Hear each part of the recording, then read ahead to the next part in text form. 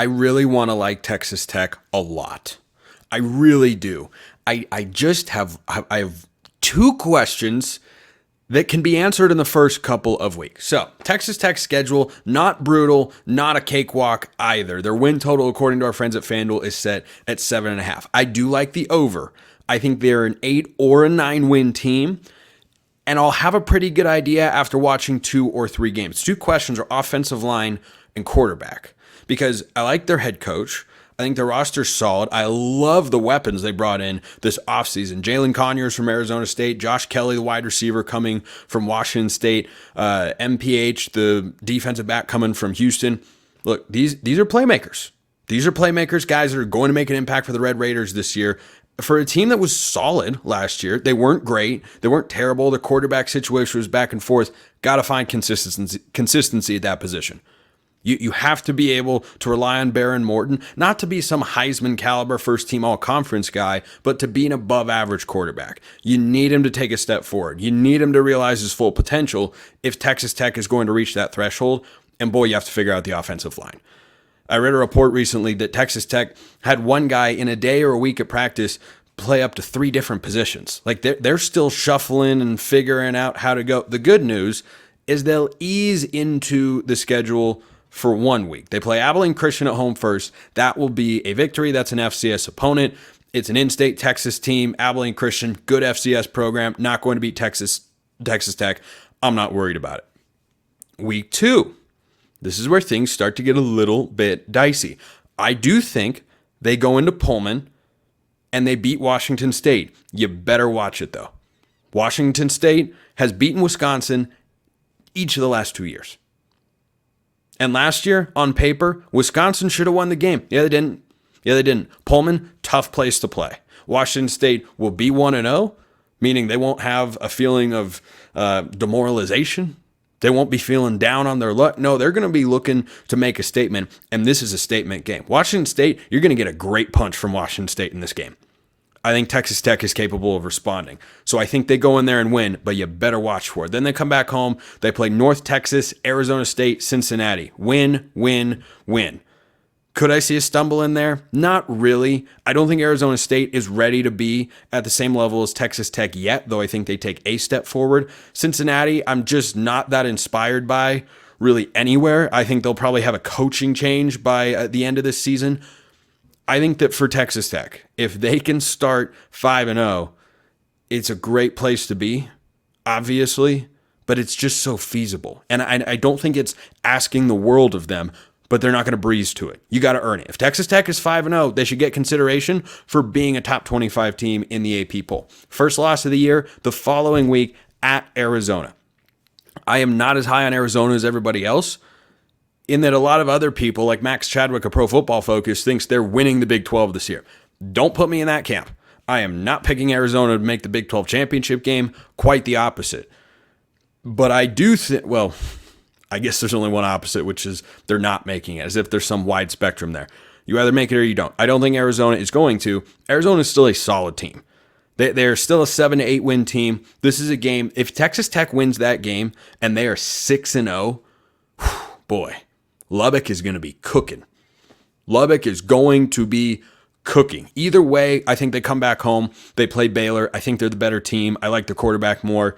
I think they beat the Bears there. Then, couple of road games here. At TCU and at Iowa State. I think Iowa State is a for sure loss.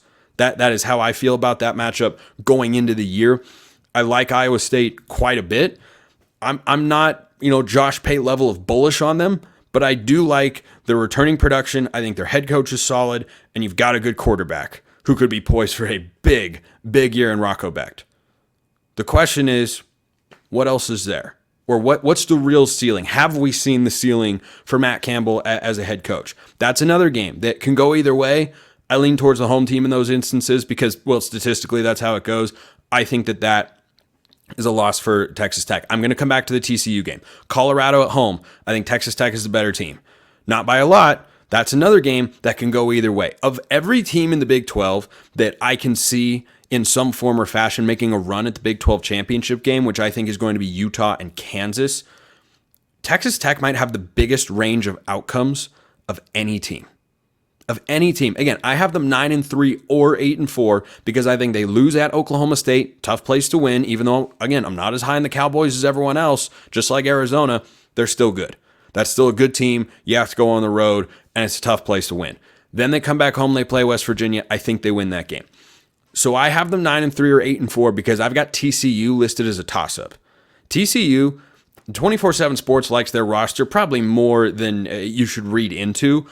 But TCU, again, has got a good coach. We know that. I think they're capable at quarterback, and I really like their defensive coordinator hire, and the defense was a problem last year. It was a major problem. So they bring in Andy Avalos, who was fired as the head coach from Boise State. Last time he was a defensive coordinator at Oregon, he was really good. He was really, really good. So I like that move a lot for TCU, and I can see that game going either way. Because TCU and Texas Tech, I put in the same category.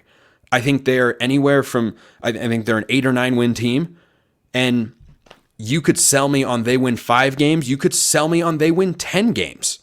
And I could sit there, listen to that pitch and say, yeah, all right, I believe you. Yeah, I can see it. Because Arizona, I have that as a loss. They could win that game. Baylor, they could stumble at home. Probably not. I'm not supremely high on Baylor. Don't love their quarterback room. I do like what they did at offense coordinator. TCU, got it as a toss-up. Iowa State, I think that's a loss.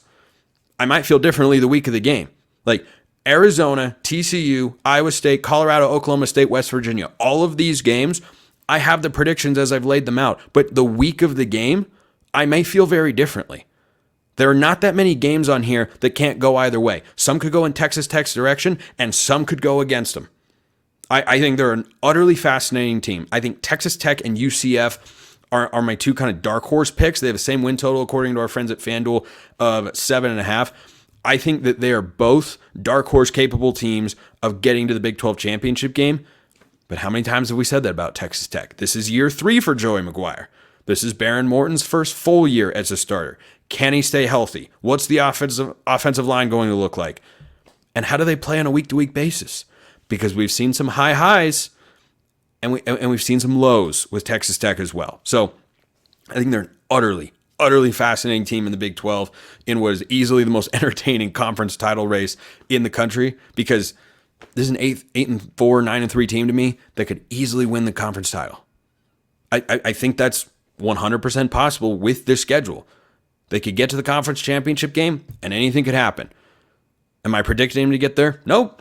Is it within the realm of possibility? Yeah. I think the win range for Texas Tech, I think they have 2 losses minimum. So 10-2 is probably their best outcome.